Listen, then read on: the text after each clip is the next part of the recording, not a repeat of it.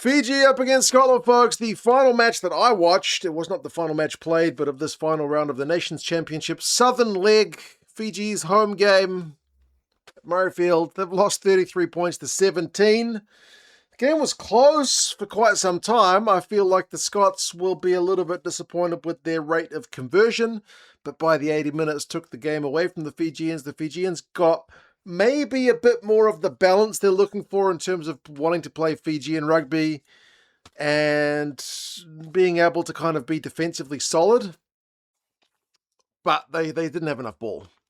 The Fijians were starved of possession and territory and had to make a heap of tackles until the Scots kind of burst the dam and pulled the scoreline away. We'll go through some of the key events and the stats, and you guys can let us know your thoughts. Obviously, the Scots changed up their side quite a lot for this one. I know a lot of the chat, as the commentators also mentioned, is going on the South Africans with all the squad changes that Rassie has been making, giving a bunch of guys debuts. Well, Gregor Townsend has also been doing a fair bit of rotation, which is good for the building of the depth of Scottish rugby. And there are some good players who are coming through and good players who are actually getting a bit of decent game time. So the Scottish squad will be, I think, better for having played this game. And Fiji, with their new coach as well, maybe just need more games. They will get some more games, and we'll see if they're able to kind of build from here. But yeah, if they can get some more ball, I'd be really keen to see what they can do. Early Fijian knock-on and scrum conceding a penalty. Ronnie Maui was under the pump a wee bit, the Fijian loose-head prop. It was kind of a bit ominous. I think he conceded 3 penalties throughout this game. It was a bit of an issue for them at times. Interestingly, though, Scotland camped in the Fijian 22 for quite some time, eventually got themselves a maul going, and it was shut down. And that's one area they weren't able to exploit the Fijians the same way like the Wales were able to do a couple of weeks ago. So it's either a blot on the Scottish maul or a bit of credit to the Fijian coaches for improving that aspect of the game, because it was a clear weakness in the Fijian game a couple of weeks ago against the Welsh. It was basically what cost them the game. It's how Wales went to town on them. Next 22 entry, though, Johnny Gray did manage to power over from close range. It was pressure paying off. I don't know how many people would have had the big lock Johnny Gray as their first time match try scorer, but hey, they got that one done, so 7 points to 0. But Scotland being Scotland, again, with the restart, don't get a clean exit. I'm going to harp on about this, man. Your restarts are not very good, Scotland. You've conceded a penalty immediately from the restart, and failing to exit, you're immediately punished, as it's Fiji's turn to go for touch, and they maul it straight back. It's Ikanaveri, the captain, who goes over for the first try for Fiji. It's a misconversion. It's just wide to the right from Armstrong Ravula, who's taken the kicks for Fiji, but nice to give somebody else a bit of their own maul medicine, I suppose, from Fiji. So 5 points to 7. They are down, but they go up only a few minutes later because Celestino Roberts-Hamanda gets a heck of a try. Like, this try is a lot more Fijian than the first one. It's just like a kick through from the Scots for Duhan van der Merwe to chase.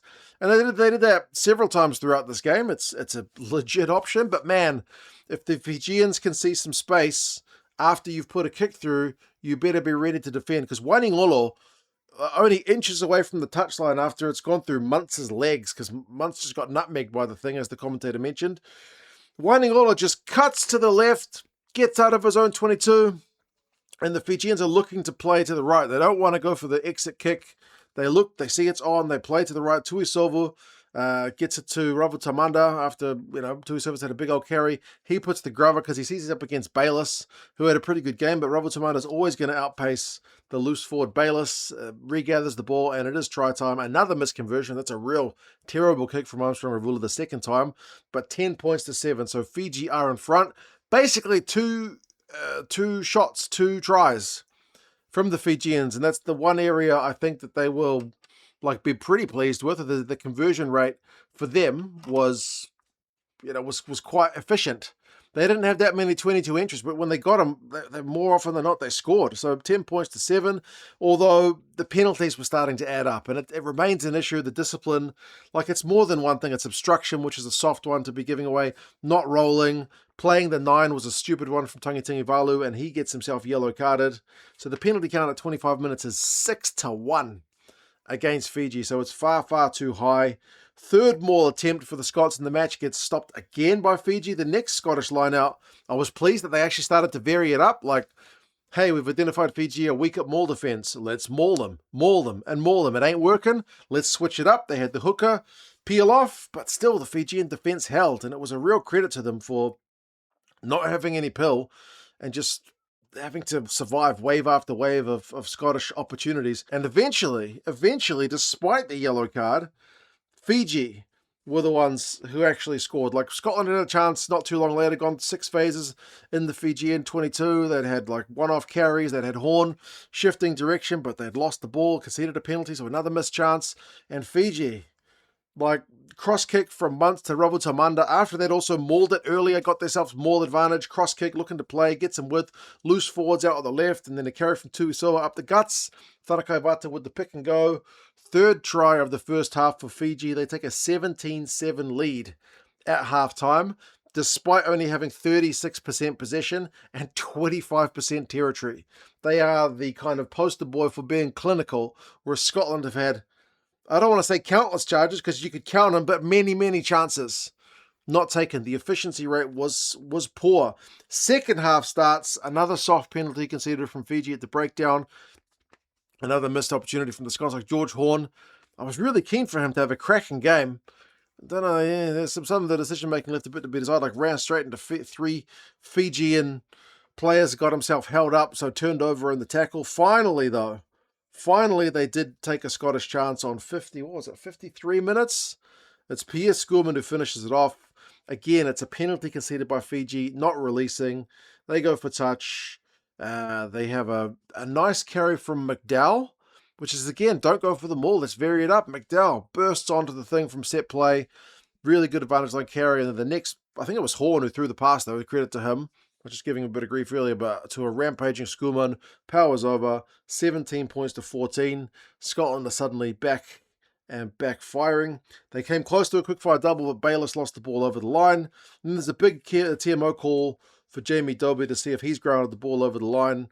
They find that there is evidence. After a relatively long look, might have been a Fijian hand under there, but they find a grounding. So Dobie gets one.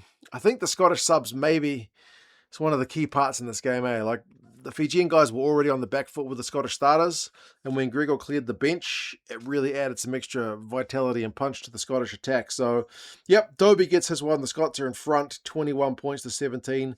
They will never lose that lead for the rest of the game. Fiji did have a real chance down the Scots' end to get one of their few opportunities, but they missed it with Ikanaveri knocked on in the tackle of Liam McConnell. And I think that was the only time that Fiji got into the Scots 22 and didn't score a try, because they had, I think, 4 22 entries and scored 3 tries. Was it 5? It was pretty high success rate, though, from the Fijians. They did not have many chances down the Scots' end. The Scots did get the direct carries going into the Fijian 22. Cummings knocked one on. Seemed like a missed chance to put the game to bed, but he got it a few minutes later anyway on the 73rd minute. So 28 points to 17. The Scots are suddenly looking pretty comfortable. They've got the bonus point, and then Dobie puts the icing on the cake at the death. It's the high ball again for Duhan. He snaffles that, and then Dobie with the great support line after Bayliss had chucked him the ball, really down by his ankles. He picks it up low to the ground, but he ain't the biggest guy, but it's still a good pickup. 33 points to 17. Looks comfortable enough in the end for the Scots. Where'd it go wrong for the Fijians? I mean, the penalty count's 12-4. 12-4. You can't be conceding that many more penalties than your opponents. You got 33% possession and 38% territory. So the Fijians were kind of living off scraps and did well to convert the chances they had. Scotland, you feel like the pressure was building for them the entire game. They were kind of stifled a bit by the ability of the Fijian guys when they weren't getting pinged to win turnovers. The Fijians won 10 turnovers in this game, which is pretty nuts. And the Scots at times, masters of their own downfall, coughing up the pill. 18 turnovers conceded is pretty high. When you're getting towards 20, it's pretty high, even if you have got like 67% of the ball in the second half. 192 carries to 89 for Fiji, like 630 run meters to 254. The Scots benefit from all that pill they had, attacked very, very well. Bayliss had 19 carries with 8 defenders beaten. It's a cracking shift. McDowell, 16 carries from the captain. Tanakai Vata had 23 tackles, and Tuisoa had 6 dominant tackles. He was big defensively and had a hand on the attack as well, but they just needed a bit more ball, you feel, the Fijians. So the Scotland team changed up a bit. did a pretty efficient job once they actually, started taking some chances in the, I don't know, I guess, final 20 of the match. But anyway, you guys let us know your thoughts on the game. I'm going to go do some non-rugby stuff for a few minutes. Maybe go play with my kids. My mum's come over for dinner, so that'll be nice. Hope you guys have enjoyed the weekend of rugby. Subscribe to the channel if you want more Fiji or Scotland rugby team chat, because I love following both these teams. And yeah, I'll talk to you guys again soon. See you later.